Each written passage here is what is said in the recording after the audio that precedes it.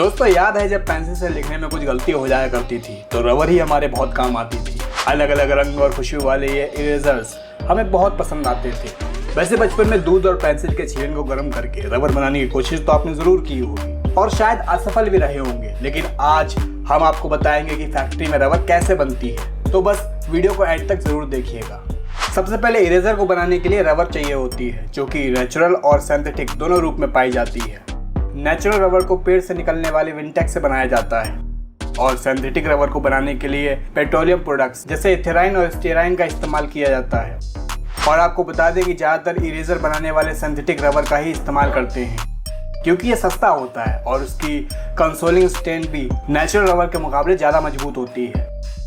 लेकिन इन्वायरमेंटल परेशानियों की वजह से अब मैन्युफैक्चरर्स नेचुरल रबर का ही इस्तेमाल करने लगे हैं।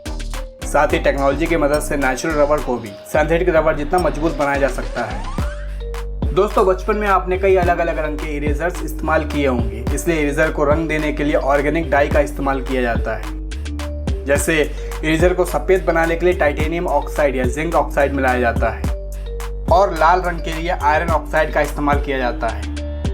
इसलिए हमारे पेरेंट्स और टीचर इरेजर को मुंह में डालने से मना करते थे। रबर को रंग देने के बाद इसे ठोस और लचीला बनाने का काम शुरू किया जाता है, जिसके लिए सल्फर और हीट की मदद ली जाती है। इस प्रोसेस को वल्कनाइजेशन कहा जाता है। इस प्रोसेस से रबर लचीला और ठोस हो जाता है, जिससे इसकी हीट प्रतिरोधक क्षमता भी बढ़ जाती है, जिसे इलास्टोमेटिक सेटिंग भी कहा जाता है। साथ ही रबर को नरम बनाने के लिए वेजिटेबल्स ऑयल का इस्तेमाल किया जाता है और इसी के साथ इसमें नेचुरल सेंट्स भी मिलाई जाती हैं, जिससे रबर में खुशबू आए। दोस्तों इन सब के अलावा रबर को बनाने के लिए कई तरह के इंग्रेडिएंट्स का इस्तेमाल किया जाता है, जैसे सल्फर और फिलर, जिसे मिलाते वक्त ऑक्सीलेटर का भी इस्तेमाल किया जाता है। असल में ऑक्सीलेटर इरेजर बनाने के प्रोसेस को ज़्यादा तेज कर देता है। दोस्तों ये हुई रबर बनाने वाले पदार्थों की बात। अब जानते हैं रबर से बनाए गए मिश्रण से इरेजर कैसे बनाए जाते हैं। असल में ये एक मैकेनिकल प्रोसेस होता है, जिसमें रोलर से लेकर हीट मशीन, कन्वेयर सिस्टम जैसी कई मशीन शामिल होती हैं। सबसे पहले इरेजर बनाने के लिए रबर को दो गर्म रोलर्स के बीच डाला जाता है और तब तक घुमाया जाता है जब तक कि रबर के पॉलीमर्स एक साथ आपस में न मिल जाए। लास्ट में एक रबर की शीट बन जाती है। फिर इसमें सल्फर और एक्सेलरेटिंग कंपाउंड्स को मिलाया जाता है।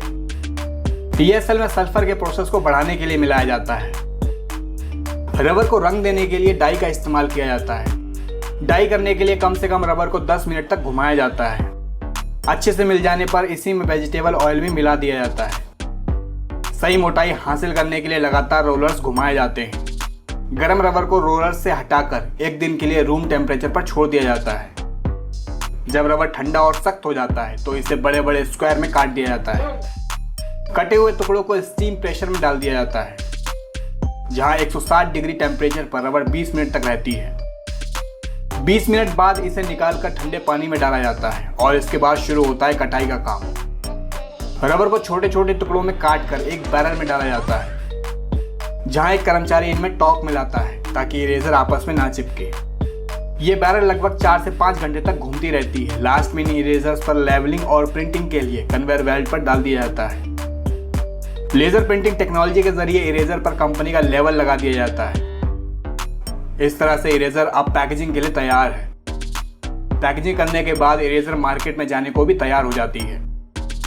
दोस्तों ये था प्रोसेस रबर बनाने का। अगर आप पेंसिल बनाने के प्रोसेस को जानना चाहते हैं तो इस वाली वीडियो को भी जरूर देखिएगा और ऐसे इंटरेस्टिंग वीडियोस को देखने के लिए हमारे चैनल को सब्सक्राइब करना ना भूलें। मिलते हैं अपनी अगली वीडियो में।